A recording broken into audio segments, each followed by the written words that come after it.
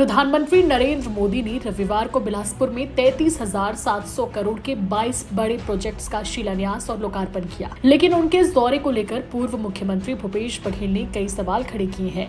उन्होंने दावा किया कि जो थर्मल पावर स्टेशन का उनकी सरकार में शिलान्यास हो चुका था, उसका दोबारा शिलान्यास किया गया।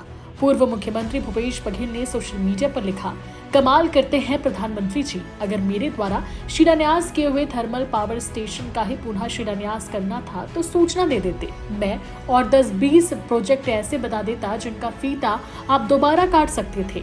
प्रधानमंत्री आवास की चाबी भी आप उन हितग्राहियों को ही दे पाए जिनको पहली किस्त हमारी सरकार ने जारी की थी। इस प्रकार कह सकते हैं कि प्रधानमंत्री जी को छत्तीसगढ़ में सिर्फ मेमू ट्रेन को झंडी दिखाने के लिए बुलाया गया था। कथित सुशासन इतना फुस निकला कि अपना एक काम न दिखा सका।